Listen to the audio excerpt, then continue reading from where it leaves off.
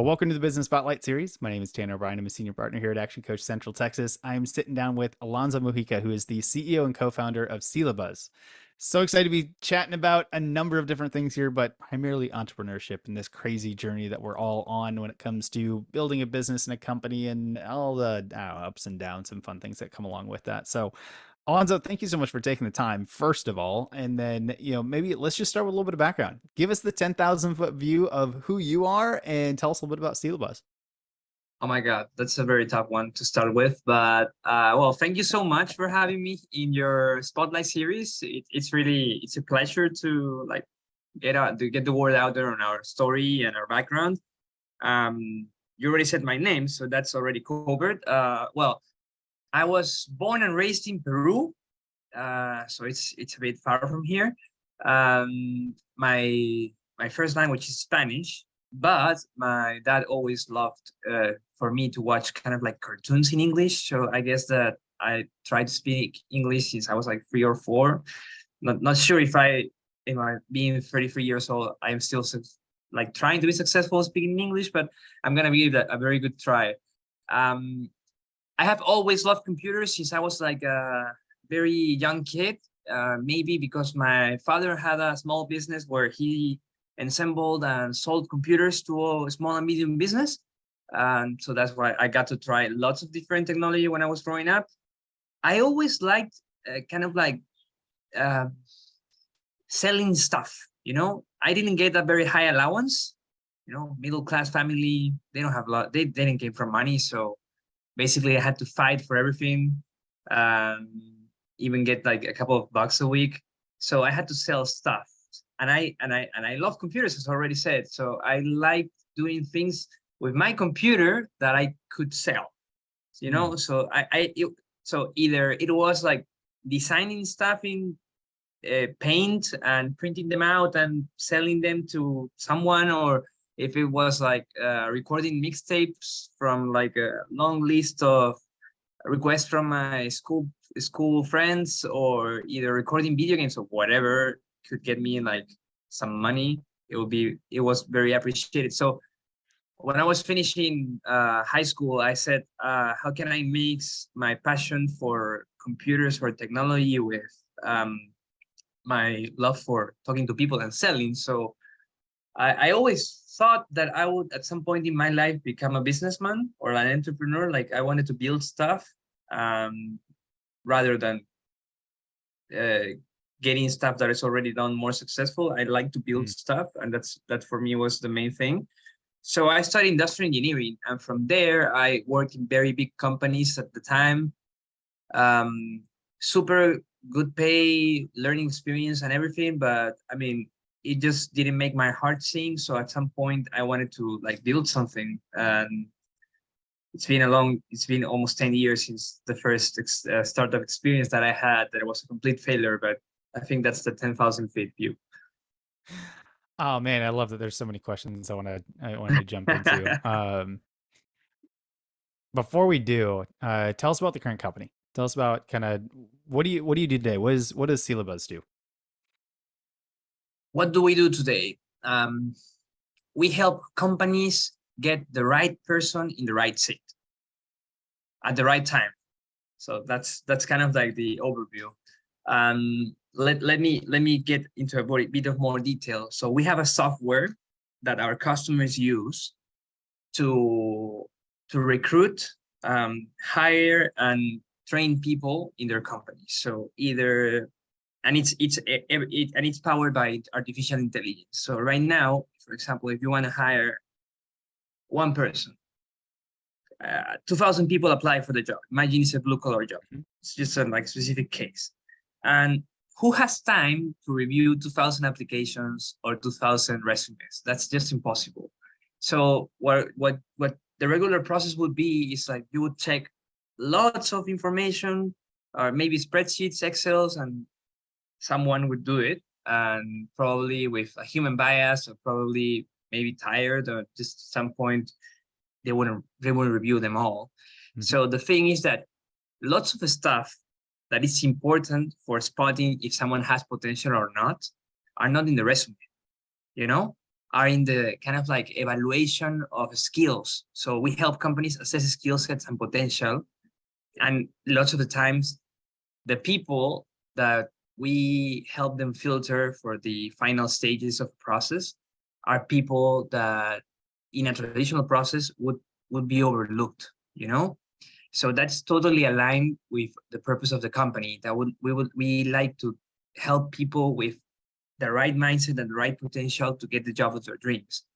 And how it's done today, it's not that way, you know, because traditional process tends to overlook people that have potential. They just look at resumes. And we think that with technology, with AI, and with assessing the skill set rather than assessing your resume or assessing your experience, you're changing totally the way that you look at the talent today. So that's what we do. We have a software for that. Companies pay a subscription base, so we have different type of plans. The company was born in Peru, and at some point in our history, we said maybe this would be also valuable in other markets, because Peru is a 30 million population country. So at some, you know, if you want to build something that has a lot of impact, you have to get the hell out of there. So we said, okay, so which is a state that has some similarities in terms of, I mean, would be friendly for us because we're Hispanic, we speak Spanish, so it's close to Latin America. You know, it's close to Mexico, that is like the biggest country, Spanish-speaking country of America. So at some point we just said, like, we have to move to Texas. And inside Texas, we said, which is a city, you know, because Texas has many important cities for business, you know.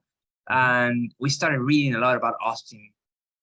Lots of talent moving there, lots of companies moving there. And we said, it's Austin, you know, it's kind of like Austin is calling us. So the funny thing, and we can get into more detail later, is like we applied to an Austin-based accelerator 3 years in a row, and we got rejected 2 years in a row. And third year that we applied to this accelerator, we actually got in, and they became our main investors right now.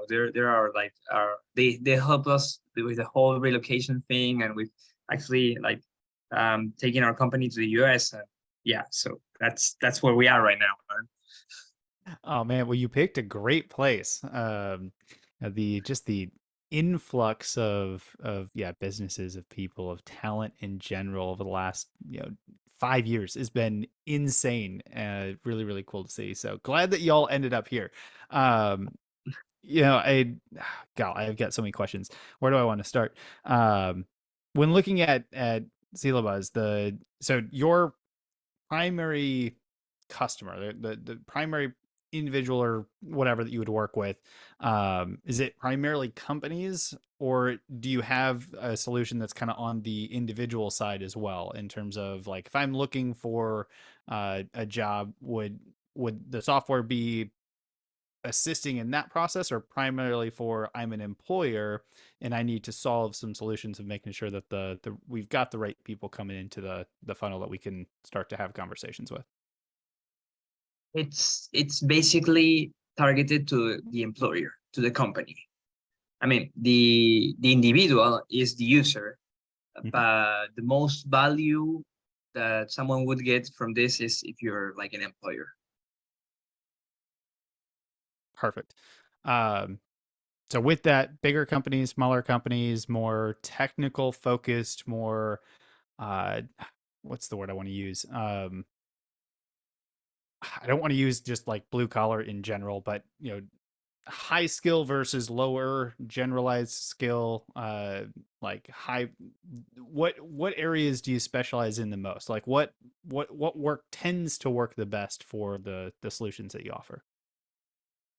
Currently, and I mean currently in the last 6 months, we have been especially targeting and working very successfully with, I wouldn't say necessarily blue collar, but it's like massive recruitment, Mm. you know. So it's jobs that have desperate needs of hiring lots of people for filling those spots, and that you have lots like high rates of turnover as well. because there Gotcha. are jobs that are constantly, those talents that can fill those seats are constantly being pursued by other companies to be hired. So yes, so which kind of companies fit into this category? For example, contact centers. Yeah. uh, Okay. like customer facing solutions. They need to recruit fast.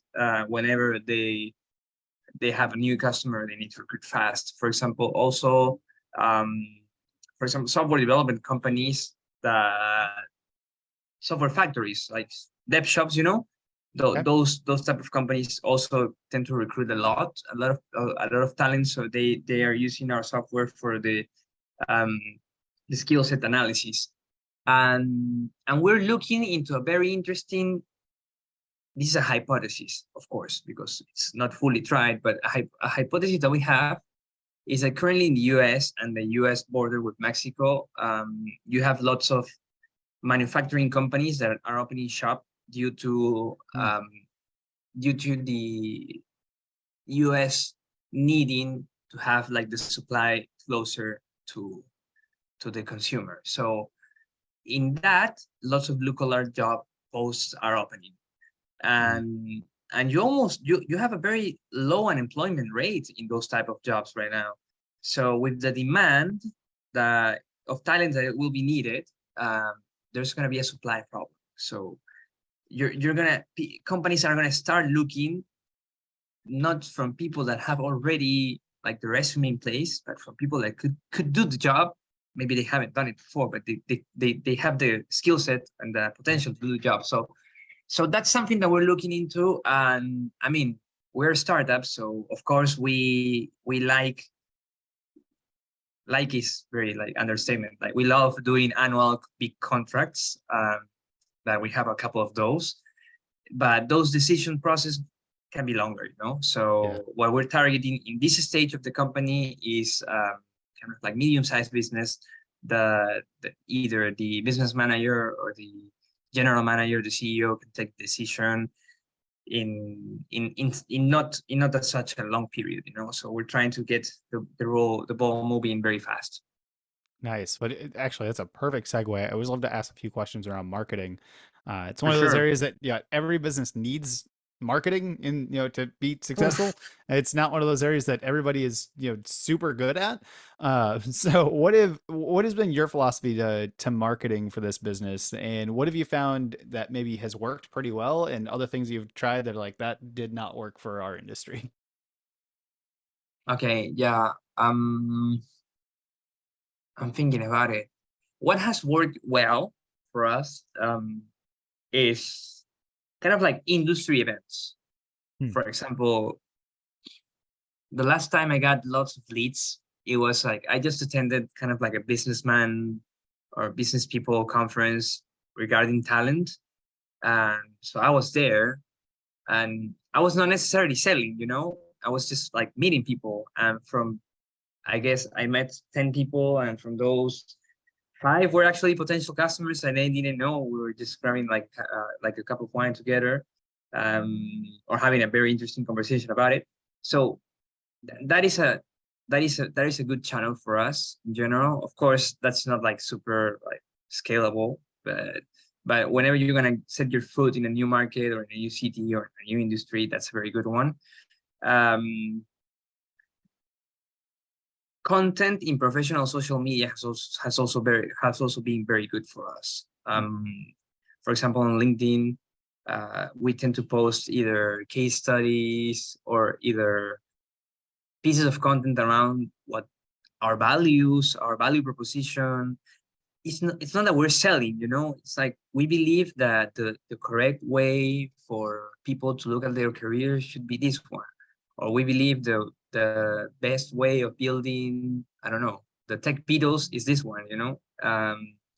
Something like that. So we tend to talk about that stuff. And I mean, even we have landed customers from countries that we don't even have a sales rep there, because we had good content and someone approached us for our content. So that's been very good.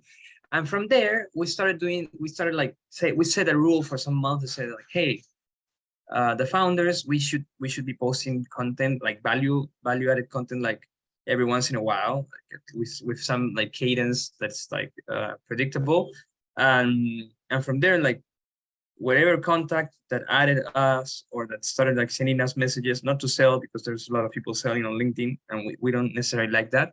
um we build kind of like a contact list and say like, okay, this is like industry, this is interesting, so let's do some type of maybe even free trial or like a free demonstration or like a talk around in a subject. If they think that this talk has added value for them, then let's invite them to do business. But so it's kind of like, it was kind of like a funnel that we did, like content that makes them want to connect with us, or like want to have some type of relationship with the company, either follow the founder, that's good enough. Then we launched like content opportunities or like live events. They can be in person or they can be online. And from there, we have had some success, interesting success, getting customers. What has not worked for us yet, not because it doesn't work, but because it's also, we have a like very good blog. Like the content of our blog is good. We like my co-founder has put a lot of work into it, and I really like what she's doing there. So it's like professional social media content. It's networking events. It's something that has worked recently and it's worked very well. It's just like me and a couple of like sales development people that we have in the team, we said, okay, let's put a contact list of companies that we can target, and from there, let's see which of them fit our buyer persona, and let's start calling people. So we basically became a call center, but not like a random call center. Like, actually, we could tell you call center because we know that there's some value here, and we know someone in the company that actually gave us your number or made the intro, the proper intro. So yeah, but that's tough to scale as well, so what would we like to have that we don't have yet, and we think that there's an opportunity there, is like engineering as marketing, like having, for example, that we don't have a self-serve solution. So whenever a company wants to set up an account with us, someone has to actually close the deal and onboard them on the platform. We currently don't have that. But what happens if we have like a 7-day or like a 4 or 5-day free trial that is self-served, and like or a very like low ticket price that you can pay, can use the thing. So it has some limits, but you can use it like for I don't know, $200 a month or $100 a month or something that you can put in your credit card and just pay.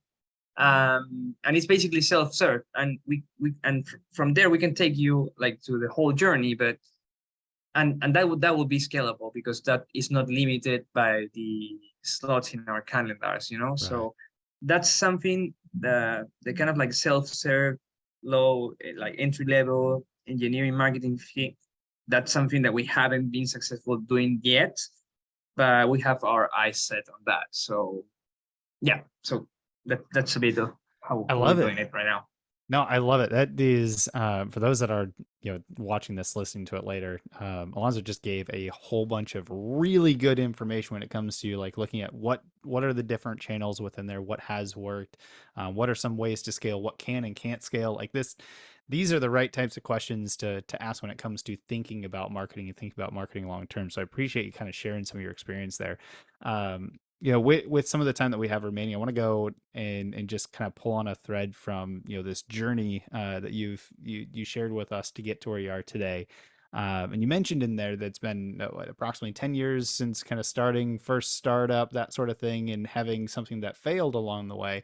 Tell us a little bit more about that. I don't think I've talked to many people who haven't learned some sort of lessons from things that didn't work out. So I'm curious for you and your journey. What are some of the like major lessons that stand out in your mind from things that maybe didn't go your way that has helped you become the entrepreneur that you are today? Okay, so I will try to be concrete, and if you want me to like double down on something, just let me know. So the first thing is that um, in my first startup that I worked at, I was not the co-founder, but I was kind of like a high-level executive in that startup. Like it was like a six people team or something like that. So I was kind of like the project leader. Um, I was too corporate for working in startups back in the day. So I worked in Samsung. Samsung is a very big company. So I joined part-time in this other startup because I wanted to get into startups and get into innovation, but I actually had no F idea of what I was doing. And after 6 months, we didn't have any product at all. We didn't have any, like an MVP. We didn't have a website. We didn't have something that people could try. I mean, and 6 months is a lot of time. It's half a year, you know? So, I mean, we had lots of focus groups. We had lots of research. We had lots of mock-ups, lots of things that you could see, lots of presentations and assessments, but that's like way too corporate way of doing that. So I got fired after less than a year for not shipping fast enough. So my Oof. lesson, the first lesson is just like, I mean, even if you're not prepared, because I mean, there's not like parenting school. You have kids and then you like rise to the challenge of being a parent, you know? So kind of like with an entrepreneur is the same. You can go to business school, and when your business is born, you're not ready. You're just not ready. But the thing is that you have to learn very fast. So you don't have months to learn. You sometimes you have to like learn stuff, very concrete stuff, and you have to do things differently week by week. So I didn't have that mindset. You know, I had like a quarterly mindset or like a half year mindsets, and that sucks for startups. That's no good. The other thing is that you have to ship fast. I mean, shipped today on time. That does something that can get some people paying for is much better than perfect in 6 months. In 6 months, you may not have a business. So Mm-hmm. so that's the first lesson. It's like um, learn a lot, change a lot, super fast, ship fast. So everything's like related to speed in the first lesson. So then I launched another startup um, that was basically kind of like a media company. So we wanted to do kind of like a Latin American tech crunch. Um, and I used to think that if you launched good content with quality, millions of people come, click, enjoy your content, and then you can sell advertising for that. So I was pretty naive on understanding that sector and that media. I didn't know anything about media or selling media online. So so first lesson is like if you don't know your business, like your chances of success are very low. You know, the other one is like it was a business founded by 4 people that didn't work full time there. So it's like the time commitment has to be full time. You have to be really Yeah. invested in your company. You cannot delegate your core activities, or you cannot delegate the founding stuff that the founding fathers of a company do, or the founding mothers, but you just cannot delegate that. So it's like you have to roll your sleeves to learn how to do stuff yourself before actually like hiring more people. Mm. Um, and the first lesson there is, I think at some point, as it didn't have business model, it was a very expensive hobby. Um, so so it just became kind of like a hobby we were paying for people to do stuff, but it wasn't taking us nowhere. So we started saying like, what is the problem that we're solving actually for people? Because information for people to get into tech is not enough. Some people will never get into tech just because they read an amazing article on TechCrunch or the Spanish version of TechCrunch. So it's like maybe they need other stuff. So we started asking people. We had an audience. We built an audience. So we started asking people, what the hell do you need to get into tech? Training. I would need training, or I would need to speak to some people in a conference that actually have done this thing themselves and ask them some questions. So we started doing actually paid conferences with sponsorships, and we started doing like trainings. So that started to become a business. So all the content thing was kind of like a traction channel for our actual business. That was like conferences, paid conferences, and paid training programs related to tech. And at some point, the original partners of the business said, okay, now we're not doing media anymore, so it's not what we built originally. I don't want to do nothing with this anymore. So we just said, yeah, now we're doing training and education is more related to education. So maybe let's just shut down this one, and the people that want to come with me in the new one comes with me. But this is another name, another company, another history, another partners. So then we go to what is now Silabuz, but Silabuz, when it started, it was totally different. We did online courses for marketing, and we did online courses for kids related to coding, and the school teachers related to coding. And I mean, I was there doing that for maybe 3 years, like fully committed to that. And it also had the problem that it kind of like became a thing that companies paid, but not for the staff that worked in the company, but for giving it away for low-income people. And that, I mean, that's good. But the thing is that we were not solving a problem for the company. So the people that were paying for what we had were not the people that were actually getting the value. So whenever there was a budget cut, they just stopped hiring us. So because we were kind of like, we were not a painkiller, we were kind of like vitamins. So we're not solving a real problem. And that's another lesson. And then at some point I separated from my original co-founders. So I'm a very, let's say, romantic person. I have my ideals. I have some dreams about what type of legacy I want to leave to the world. Like specifically, I am super committed in helping people like land their dream jobs and fulfill their careers and get a better life because they got a better job and a better opportunity. And that can take you either to build a business, or like a purpose-driven business, but it's a business, or that can take you also like to build some kind of NGO maybe. So because I mean, my ideals are fully compatible with building a foundation as well. Yeah. So I actually built for 3 years kind of like a foundation, but it was not a foundation. It was supposed to be a business. And as I was a solo founder for those years, I was kind of like Lennon without McCartney. um, and I mean, and an amazing group like the Beatles. Or I'm not sure if you're into the Beatles, but an amazing group music is every single member is necessary for them to be amazing. So not having a co-founder that has the same purpose and has like a complementary skill set to mine was tough. And I seriously got involved in something that was going nowhere for a lot of time. So that's why I'm saying that I was kind of like Lennon without McCartney. And then I met an amazing professional that is my co-founder now. Uh, and she, thank God, she rejoined the company because we started delivering, shipping faster, and testing lots of stuff faster. And we got totally rid of the things that were not making money. We got totally rid of the things that were not solving problems. We got committed to solving problems and really solve a problem. And we didn't start making money for real. We was just shut down the thing. So my last lesson would be like, I mean, you can be a very good singer or like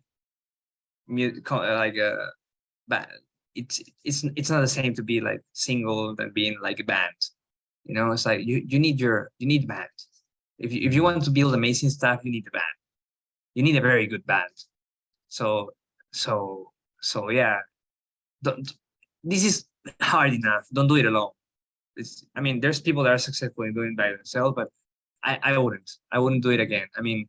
The creative things that we can build together by just not agreeing on something, it's completely different than everyone just following my orders. So yeah, so those are kind of like in a nutshell, trying to be as short as I can, but yeah, those are my main lessons probably.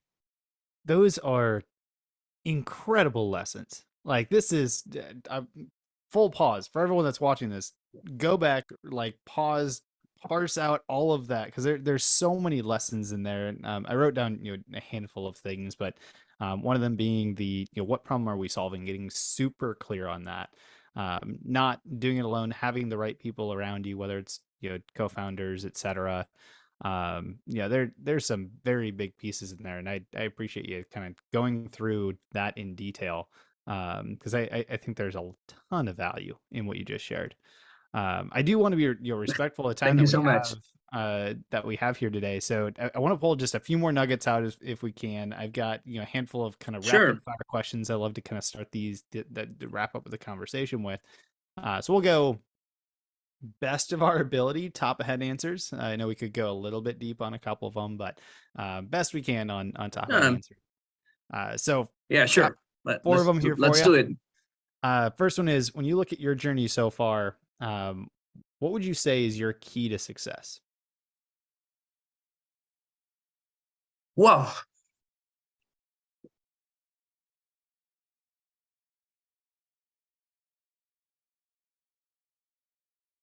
I don't give up. Someone can't lose a battle if he never gives up.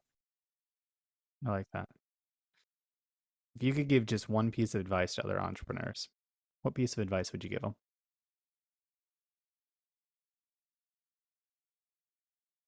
You have to do something that you're that you would do for free. I mean, it has to do something that really gets you moving. You wake up and you say, like, I'm excited to do this thing today. I'm excited to like do this, to work with this customer, work in this project. I mean, it challenges me. It makes me happy. I mean, if you would give time for free to what you're doing, maybe there's a business there.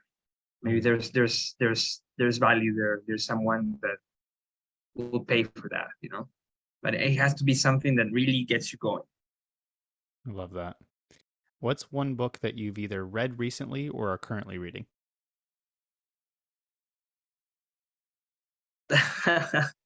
I'm currently reading The Hard Things About Hard Things.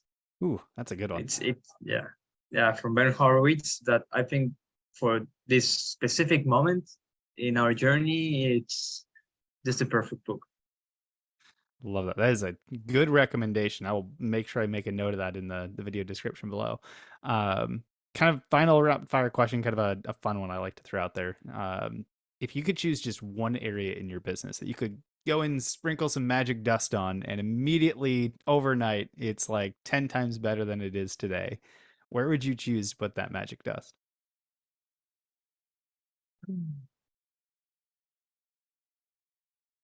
I think I have already mentioned it. The part of the fully automated, self-serve, low cost version of our solution. I am.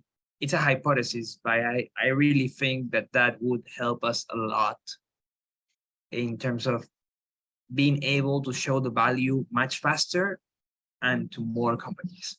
Mm, I love that. So before we get to the final question of the day, for the audience that's watching that wants to learn more about your journey, that wants to learn more about Silabuz and all the work that you're doing there, that wants to just connect with you, say, hey, saw you on the Spotlight series, just wanted to connect, whatever it is, where can we advise the audience to go for more information and to make some connections here? I'm actually writing them down. It's like you can look, you can add me on LinkedIn. So I'm Alonso Mujica, or you can send me an email. Maybe it's like Alonso is my same name, ALONSO at silabuz.com. Or you can add me to LinkedIn, like send me an invite. Don't try to sell me stuff right away. Just like, let's connect and maybe be acquaintances for a while. Yeah, but I'm always into like connecting with more people. It's like, let's help each other. Beautiful. I will make sure to put those links and everything in the description below. So yes, if you are watching this here today, you pause this afterwards, go down, click on the link, make sure that you connect with Alonso. Just say, hey, saw you on the Business Spotlight series, wanted to connect. It was exciting to hear your story. And just make a genuine connection. It's one of the coolest things about, here in Central Texas being, running this series is we do want to connect other entrepreneurs and such out there. So, Alonso, as we wrap up, I like to end on one final question. And that question is simply this: what is most inspiring to you today?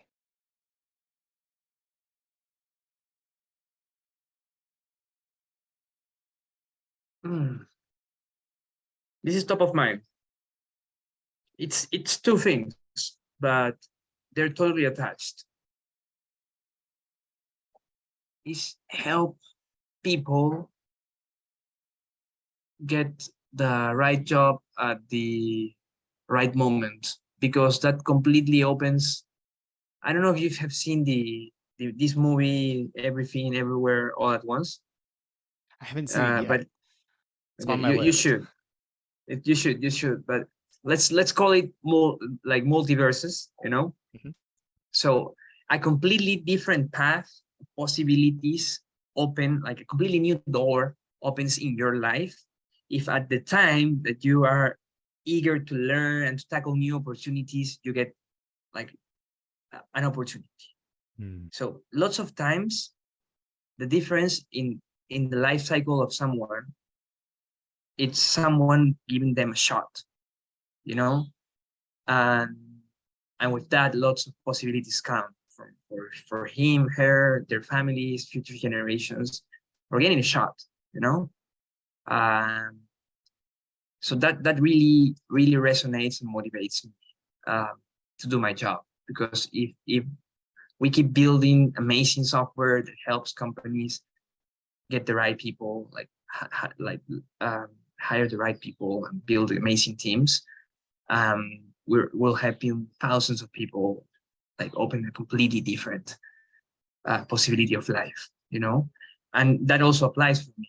Like tech has enabled me for every single opportunity in my life, and if we do our job right, we believe that we're doing it right, the possibilities for my kids, for my family are completely different than what I had when I was growing up, and that just makes me happy. I love that. Alonso, thank you so much for taking the time. This has been a genuine pleasure learning so much. There's so many valuable nuggets in our conversation today. So I just want to say thank you for spending some time on a Friday afternoon to chat with me and have some conversation. This has truly been a lot of fun. Thank you really much for the invitation. Hope that next time we can have over coffee or beer in Central Texas. And yeah, it was a pleasure. It was a really fun conversation to share things. Hopefully, it's of value for all the folks that are listening. Absolutely.